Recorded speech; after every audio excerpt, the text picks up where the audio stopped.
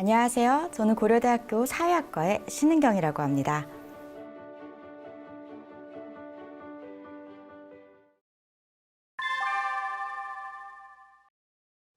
디지털 인문학 입문 5주차 강의는 연결의 인문학, 사회 연결망 분석에 대해서 이야기를 나눠보는 것으로 진행하도록 하겠습니다. 연결을 이야기하기에 앞서서 인문학에 대한 정의를 한번 간단히 살펴볼까요? 인문학이란 인간과 인간 근원의 문제, 인간과 인간의 문화에 관심을 갖거나 인간의 가치와 인간이 지닌 인간의 자기 표현 능력을 바르게 이해하기 위한 과학적 연구 방법에 관심을 갖는 학문 분야라고 정의될 수 있습니다. 이러한 인간과 인간의 근원의 문제를 고민하는 데 있어서 왜 우리는 연결의 문제를 고민해야 할까요? 이번 5주차 강의들에서는 이러한 지점에 대한 고민들을 함께 나눠보도록 하겠습니다. 이번 특강에서는 제가 수업을 진행하면서 여러분들에게 몇 가지 질문들을 던질 예정입니다. 여러분들 지금 화면에 보시고 계시는 QR 코드를 통해서 여러분들께서 구글 서베이를 응답해 주시는 방식으로 답을 채워주시면 되고요. 이것으로 여러분들의 출석 인증을 가름할 예정입니다. 본격적으로 수업을 한번 시작해 볼까요? 사람이란 무엇인가? 다소 추상적이고 어쩌면 낯설 수도 있는 질문을 한번 던져보고 싶습니다. 사람이란 무엇인가? 여러분들은 사람이 무엇이라고 생각하십니까? 여러분들 지금 첫 번째 구글 서베이 질문항인데요. 잠시 영상을 중지하시고 이에 대한 여러분만의 답변을 자유롭게 적어주시면 됩니다. 분량에 제한이 있는 것은 아니고요. 이런 고민을 해보신 학생들도 있을 것이고 이 질문이 낯선 학생들도 있을 것이라고 생각되는데요. 자유롭게 사람이란 무엇인가? 에 대한 답을 적어주시면 됩니다. 사실은 굉장히 중요한 질문이죠. 우리가 사람이 무엇인가 라고 생각하는 것에 따라서 여러분들이 어떤 삶을 살고 싶은가가 정해질 테고 이에 따라서 어떤 가치들이 중요한가에 대한 설정들이 다르게 만들어질 것 같습니다. 벌써 여러분들이 어떤 답을 적어주셨는지 궁금해지는데요. 자, 다음 질문으로 넘어가겠습니다. 당신은 누구십니까? 간단한 자기소개. 이게 구글 서베이에 있는 두 번째 질문항입니다. 우리가 살면서 수도 없이 많이 작성하게 되고 발화하게 될 자기소개. 당신은 누구십니까? 이 질문에 정말 솔직하게 여러분들이 떠오르는 답변들을 적어주시면 됩니다. 여기서도 잠시 강의를 멈추시고 여러분들께서 응답을 하시고 다시 강의를 돌아오시면 될 것 같습니다. 저는 아마도 이 질문에 답을 하라고 한다면 연구자, 교수자로서, 사회학자로서 신은경을 먼저 떠오를 것 같습니다. 그 이후에는 여러 가지 다른 것들을 붙이게 될 텐데 이에 대해서 답해가는 과정, 이 내용, 이것들을 통해서 나의 정체성에서 중요한 요소라고 생각하는 것들이 어떤 것인지가 드러날 수 있을 것 같습니다. 보통 제가 가르치는 모든 수업의 첫 번째 과제는 자서전 쓰기예요. 분량이 세 쪽일 수도 있고 더 길게 쓰는 학생들도 있긴 한데 보통 굉장히 다양한 방식으로 자기 자신에 대한 이야기들을 친구들이 털어놓습니다. 자, 답변을 다 하셨을까요? 그러면 본격적인 이야기들을 나눠보도록 할게요. 지금 여러분들이 작성하신 첫 번째 질문과 두 번째 질문의 답들 같이 한번 고려해 볼게요. 어떤 이야기들이 적혀 있을까요? 두 질문의 답이 유사할까요? 사람이 무엇인가? 라는 질문과 여러분들이 나는 누구입니다. 라고 대답한 질문이 어떤 내용들을 담고 있나요?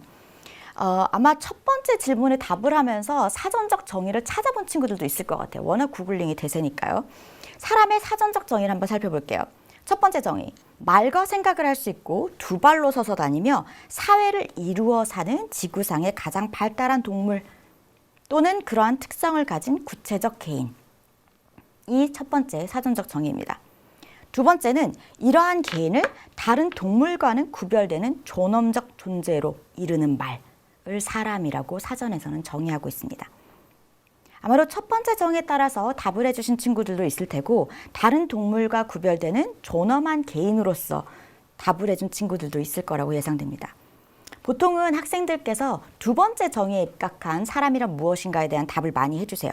특히 고대생들은 자유정의 진리 바탕에서 사람은 이래야 한다, 사람은 이런 것이다 라는 이야기들을 많이 하는 경향이 있습니다.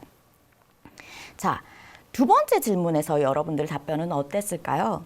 우리가 소개하는 나 자신은 어떤 사람이다 라는 설명일 텐데요. 학생들의 답은 크게 두 가지 타입으로 분류가 됩니다. 하나는 내가 어떠한 숭고한 가치를 가지고 사는가에 대해서 이야기를 해주는 친구들이 있는가 하면 동시에 나의 소속, 나의 친구, 나의 가족, 내가 어디에 속한 사람인가를 이야기하는 친구들도 있어요. 혹은 남자친구, 여자친구 이야기를 하기도 해요. 뭐 부럽죠. 그러면 아마 20대라서 가능한 대답이 아닌가 싶어요. 지금 여러분들의 답변을 가만히 보고 있으면 그 안에 얼마나 많은 다른 사람들이 언급되고 있나요? 보통 학생들은 자기 인생에 중요한 영향을 끼쳤던 다른 분들의 이야기들을 하기도 합니다. 가족이 됐던, 친구가 됐던, 할머니가 됐던, 아니면 은사님이 되었던, 혹은 그러한 분들이 많음에도 불구하고 다른 사람에 대한 언급이 하나도 없는 자서전, 자기소개들도 있어요.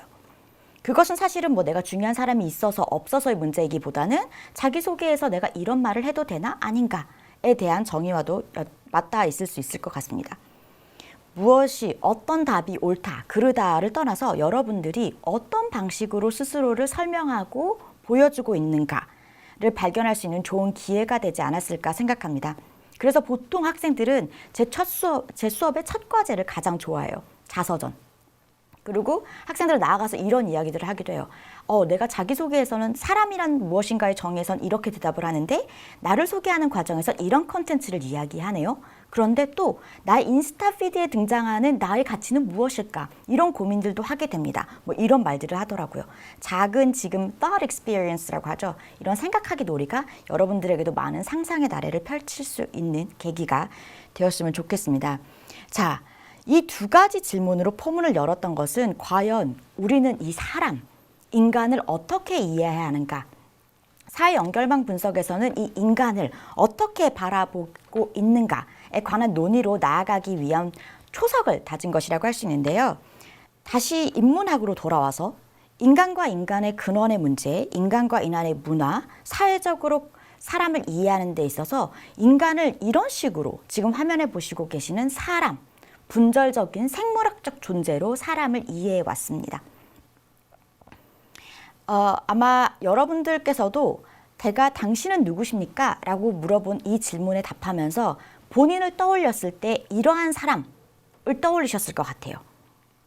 하나의 분절적으로, 물리적으로, 생물학적으로 독립된 개체를 떠올리셨을 수 있을 것 같습니다. 저도 학부 시절의 자소서를 보면 신은경, 사회학과, 고대생, 한국 사람, 취미는 뭐 독서와 음악 감상 이런 이야기들로 자기소개서를 채웠던 것 같아요. 하지만 사회 연결망 분석은 이런 개인 단위로 독립적인 분절 단위로 사람을 이해하는 것이 벗어나야 한다라고 주장합니다.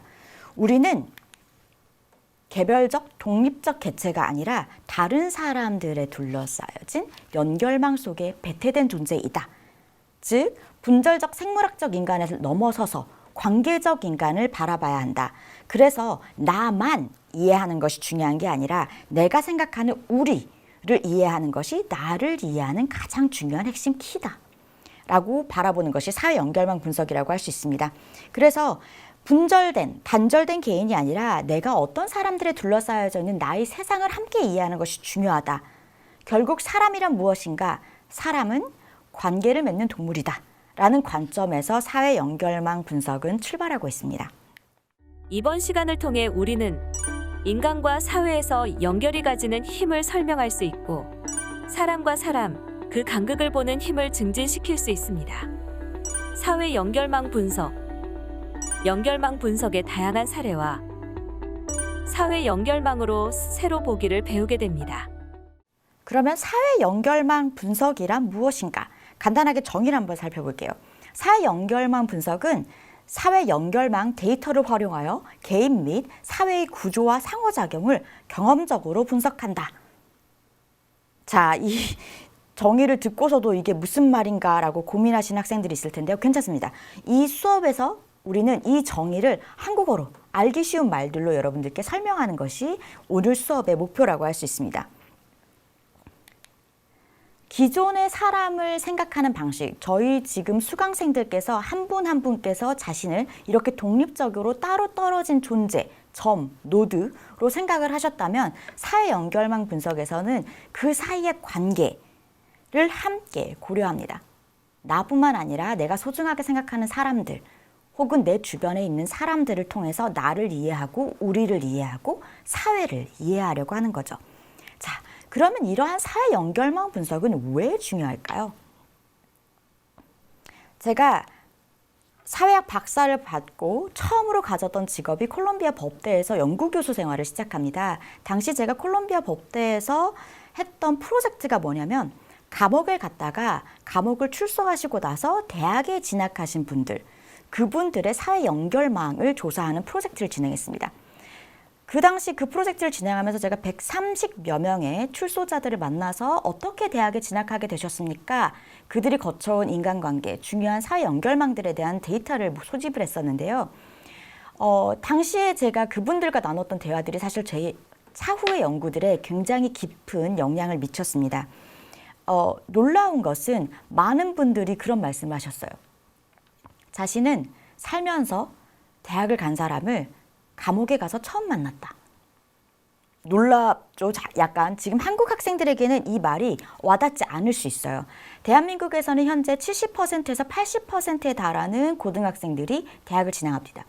하지만 미국에서는 지난 40년간 평균 40%의 인구만이 대학을 진학했어요. 즉 60%의 인구는 대학을 진학하지 않습니다. 따라서 어떤 사람들은 대학을 졸업한 사람들을 만날 수 있는 기회가 없어요. 그래서 제가 그분들하고 너무 충격적이었던 이야기들은 감옥에 갔더니 대학을 나온 사람을 처음 만나는 거죠. 그리고 대학에 나온 사람들이 그 사람들에게 이런 이야기를 합니다. 야, 너처럼 똑똑한데 넌 대학을 가야지. 듣고서 생각을 하는 거죠. 내가 대학에 가도 돼? 내가 대학에 갈 수 있을까? 검정고시를 치르고 대학 입시를 준비해서 대학교에 진학하게 됩니다. 지금 화면에 보시는 메리는 대학을 졸업한 사람들을 한 명도 없는 네트워크 속에서 살고 있습니다. 여러분들이 보시기 오른쪽에 케이트는 모두가 대학을 가는 사회에서 살고 있습니다. 여러분들이 한국이 아닌 미국의 어느 작은 도시에서 대학을 간 사람을 한 번도 만나지 않은 메리로 성장을 했다면 대학에 갈 수 있는 확률은 몇 %였을까요? 혹은 대한민국에서 모두가 대학을 가는 환경에서 자란 케이트로 컸다면 여러분들이 대학을 갈 확률은 훨씬 더 크겠죠. 여러분들이 지금 만들어 놓은 선택, 걸어온 커리어, 많은 결정들이 사실은 주변에 둘러싸여 있는 사람들에 의해서 여러분들의 방향성이 결정되어 오고 있었다고 할 수 있습니다. 어떤 사회에서는 이렇게 동질적인 사람들이 한 곳에 몰려 살기도 하고 어떤 사람들은 대학을 나온 사람과 대학을 나오지 않은 사람들이 잘 섞여 사는 사회도 있어요. 대학을 나온 사람들만 사는 사회에서는 그렇지 않은 사람들을 사는 구성원을 보기 힘들고 반대로 아래쪽에 사는 사람들은 훨씬 더 다양한 구성원들을 만날 수가 있는 거죠.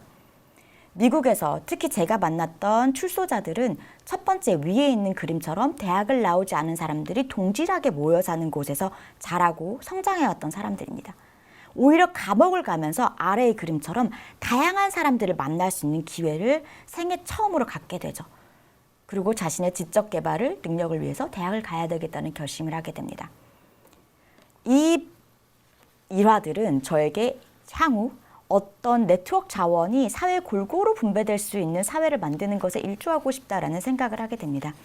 관계를 아는 것은 이뿐만 아니라도 다양한 것에서 우리에게 많은 인사이트를 주고 있어요. 예를 들어서 다양한 사람들이 있죠. 마음들이 움직입니다. 내가 만약 파란 사람이라면 이렇게 모든 사람들의 사랑을 받는 누군가가 나에게 사랑을 고백하면 로맨스의 탄생인가? 이렇게 생각할 수도 있죠. 하지만 또 한 발짝 더 나가서 내가 만약 다른 사람을 사랑한다면 비극의 시작이라고 할 수 있습니다. 연결과 관계의 고리를 알 때 우리가 이 풀 스토리를 더 정확하게 이해할 수가 있는 거죠. 하지만 이런 관계와 연결, 이것이 여러분들이 생각할 때 약간 낯설다. 특히 사회 연결망 분석이라고 하면 친구들이 굉장히 낯설고 어렵게 생각합니다. 왜 그럴까요? 한번 테스트를 해볼게요. 고려대학교를 떠올려 봅시다. 어떤 것들이 떠오를까요? 고려대학교. 우리 예쁜 캠퍼스, 혹은 예쁜 건물들, 혹은 지금 말고 호랑이, 마크, 상징, 크림슨 컬러 이런 것들을 떠올리실 수 있을 거예요. 하지만 고려대학교는 공동체입니다. 사람과 사람이 연결된 커뮤니티죠. 고려대학교를 떠올려 보세요 했을 때 이런 그림을 떠올리셨을까요?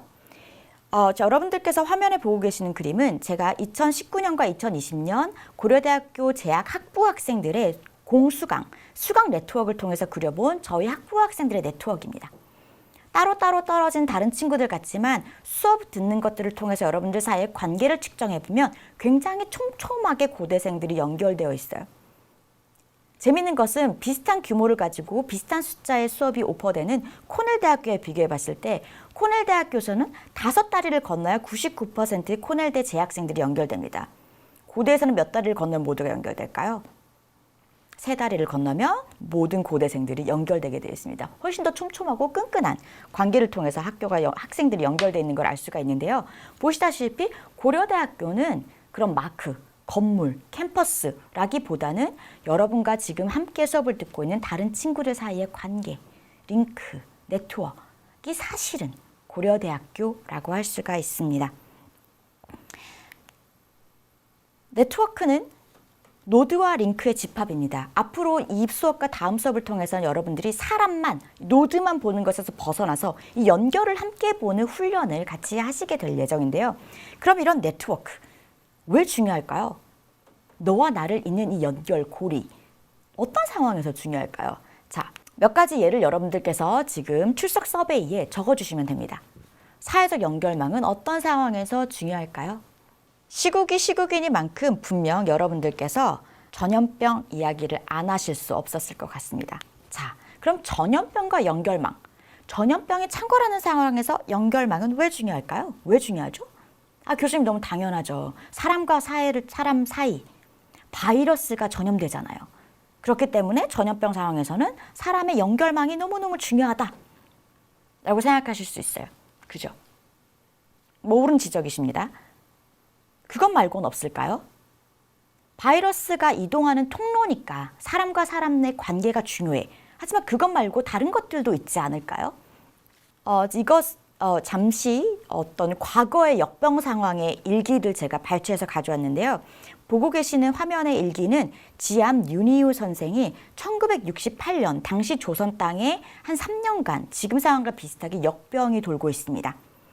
이 지암 윤희우 선생이 당시 말년에 일기를 거의 매일 남기셨었는데 이 일기 중 한 단락을 제가 가지고 왔는데요.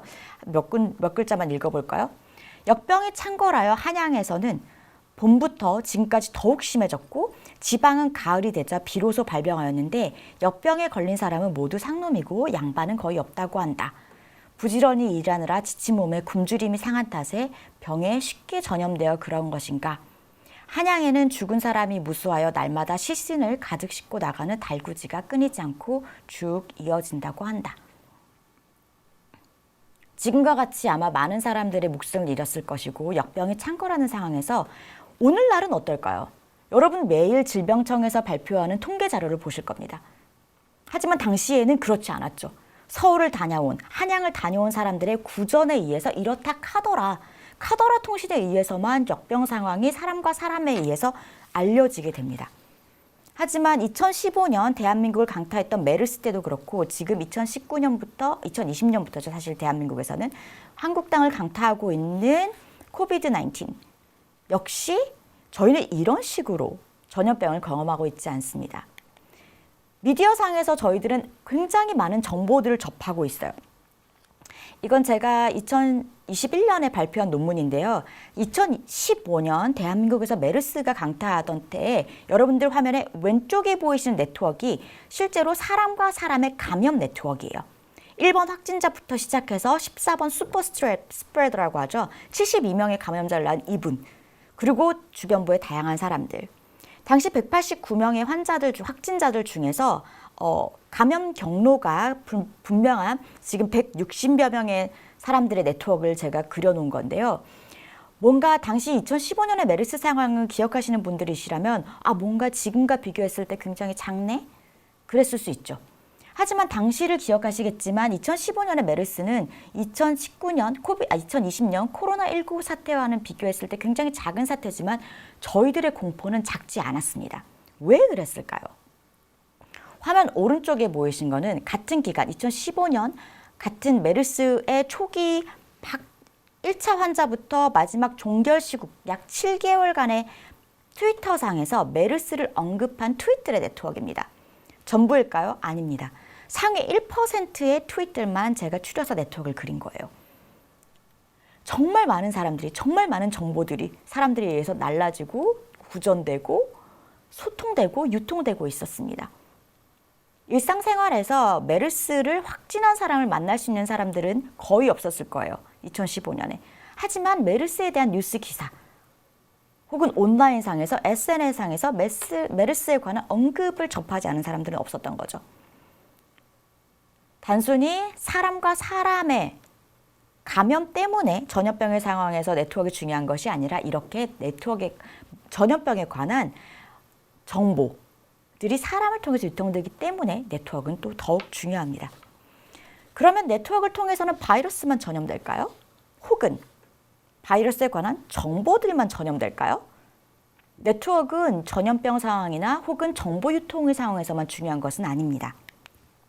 화면에 보고 계신 것은 obesity. 니콜라스 크리스타키스라고 하버드 의대를 졸업하고 미국에서 펜 사회학과에서 사회학 박사를 받으시고 지금은 예일대 사회학과에 재직 중이신 크리스타키스의 유명한 연구인데요. 비만 역시 네트워크를 통해서 전염이 됩니다. 비만이라고 하면 우리 개인적인 취향이라거나 그냥 내 몸무게라고 생각할 수 있겠지만 비만이라고 하는 건 역시 뇌와 연결된 사람들의 네트워크를 통해서 전파되어 나가고 있음을 과학적으로 확인한 바 있습니다. 다른 사례들이 뭐가 있을까요? 우울증. 역시 크리스타키스의 연구팀에서 발표한 것인데 우울증 역시 내 친구가 우울하거나 내 친구의 친구가 우울할 때 나 역시 우울할 확률이 크다. 다른 사례 뭐가 있을까요? 이건 제 박사 논문인데요. 독립운동, 저항운동, 사회운동에 참여하는 것 역시 소셜 네트워크가 굉장히 중요한 포션으로 차지하고 있습니다. 존재하는 관계뿐만 아니라 존재하지 않는 관계에서도 저희는 사회에 보이지 않는 장벽을 찾을 수가 있었습니다. 연결망, 링크를 통해서 세상을 본다는 것은 이렇게 저희들에게 기존에 보지 못했던 것들을 발견하게 합니다. 그리고 이제 저희가 네트워크 분석을 통해서 이러한 구조적인 연결이 어떤 모습을 가지고 있는지를 발견해 나갈 수 있는 첫걸음을 떼기 시작했습니다. 다음 시간에서는 오늘 저희들이 다루기 시작한 사회 연결망, 연결의 힘으로 세상을 보는 것에서 구체적으로 어떻게 사회 연결망을 그럼 분석할 것인가에 관한 이야기들을 나눠보도록 하겠습니다. 감사합니다. 이번 시간을 통해 학습한 내용은 다음과 같습니다. 첫째, 사회 연결망 분석은 대상과 연결을 함께 고려한다. 둘째, 중요한 자원과 정보는 관계를 통해 전달된다. 셋째, 거시적 연결의 구조가 인간의 연결 가능성을 결정한다.